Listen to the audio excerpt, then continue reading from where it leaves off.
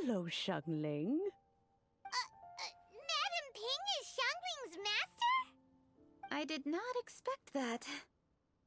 Master, how are you keeping these days? Are you well? Oh, very well, thank you. What a surprise it is that you all had the time to come and visit me today. Hello. Master, we came here because we have a question for you. Do you know about the Stove God? Of course I know the Stove God. Does this mean you know them personally? Ah, I see. It's the Moon Chase Festival, isn't it? How interesting. So you came to hear some stories about the Stove God. That's right. We're investigating something that happened recently. I see. The great stone surfaces. And so you open an investigation. I must commend your guesswork this far. I did indeed know the Stove God of whom you speak, but it was a great many years ago. Moon Chase was originally a rite observed by the Adepti, not something in which the ordinary people of Liyue would ever partake. But over the years, they have sought to emulate it for themselves many times, giving rise to various festivals bearing the Moon Chase name. On nights when the moon shone bright, everybody would get together for joyful reunions. There would be fine food, fine wines, and choice teas. Later, Rex Lapis unified all of these various festivals under the Moon Chase name to honor an old friend of his. In short, the heavens were our witness as we vowed to the moon to come together in joyful solidarity, to remember the past and reflect upon the present. That is the meaning of the Moon Chase Festival. Rex Lapis.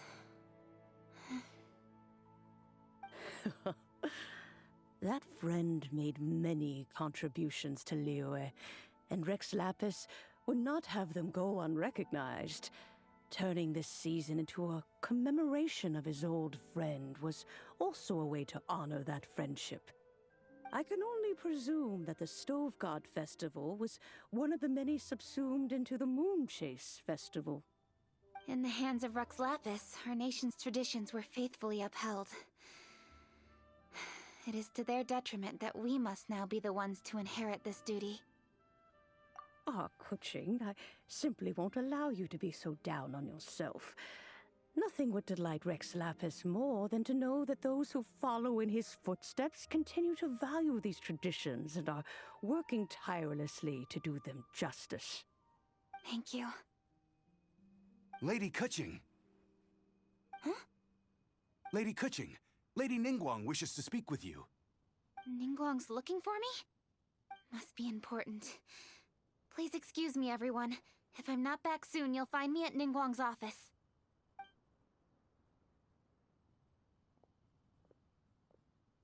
There she goes. Kaching's a lot more serious when she's got her work face on. Do you want to know who Rex Lapis's friend was? Oh! Hi, my guys! Yes, precisely. There are few genuine coincidences in the world. The story of the Lost Festival and the old friend are indeed one and the same. The Stove God was a good friend of mine, too. What a pity it is that the god is now gone both from the world and from people's memories. How could that happen? It is to everyone's regret that the Stove God passed. But gods cannot be fully destroyed, and we made a pact to wait until the land became fruitful once more. For perhaps the Stove God would then return, albeit in a new form. Really? Master, you must miss the Stove God a lot, right? From the way you talk about it all, it sounds like you were the best of friends. Yes. Thinking back on it all, there are many fond memories. I'm pleasantly surprised to find that Kuching is investigating this. She is a tenacious child, and anything she sets her mind to, she will diligently pursue. It warms my heart and makes me want to give her a helping hand. Unfortunately, however, I cannot simply give her the answer, for the process is of great importance to her. Kuching's grandfather once researched the stove god, and now she follows in his footsteps. Since Kuching has inherited this conundrum, so too she must inherit the journey to its resolution. You knew Kuching's grandpa? Of course, I count all the people of Liyue among my good friends. I remember when he was the same age as Kuching is now. So young. Grandparent and grandchild are definitely made from the same mold, both diligent enough to take on anything and bold enough to see it through to the end. I like to think of Liyue as my own little potted plant. I've watched it grow and blossom, and it grows more beautiful all the time. In the blink of an eye, the buds of yesterday are in full bloom today. It's wonderful to see.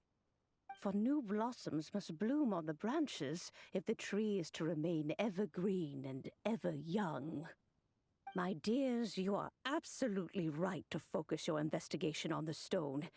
It is, as you suppose, the lost statue of the stove god, and within it lie all the answers that you seek.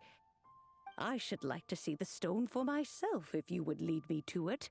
Perhaps the truth will emerge even as we watch on.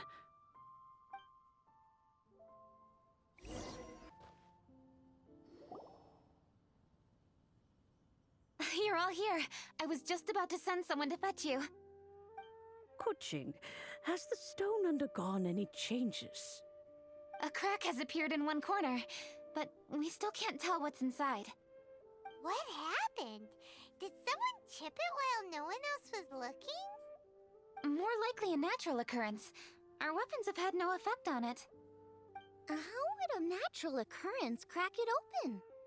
This is because the stove god draws power from the actions of the masses. The heat of a busy kitchen, the joy of a reunion. Keep up the good work, and the truth will rise to the surface soon enough. All the books say the stove god is the deity of food. So is the stone opening up because everyone's cooking for the festival? Statues draw power from their people. So, if the stove god has dominion over cooking, could it be that the passion people put into their cooking gives power to the stove god? Ningguang and I chose Feast of the Bounteous Land as this year's theme, and now every chef signed up for the competition is busy preparing. Paimon's theory is not an unreasonable one. Plus, a lot of families have reunion feasts around this time. With everyone back home, the whole city's bustling with people, and that adds a lot to the festive atmosphere. So if the stone cracked because Leo has started getting festive, that must mean that when the festive fever peaks, it'll bust right open, right? That's gotta be it, right, Master? Well, we'll have to see then, won't we? Okay, the fact that cooking is involved gives us a perfect opportunity. The selections phase of Masterful Chefs will be held indoors and seen by only a few people, but the finals will be held outside in public. Everyone who wants to will be able to come and watch it. The atmosphere will be incredibly lively, no question. And when the finals end, boom! We'll get to see who the stove god really is, right? It's definitely a possibility. Well, I've already signed up, so I should be able to help. Yes, for a chef as accomplished as yourself, getting to the finals should be a breeze. All this talk of cooking competitions is making Paimon hungry. Oh, Paimon can't wait! It'd be great if Paimon could take a nap and then wake up when it's the finals.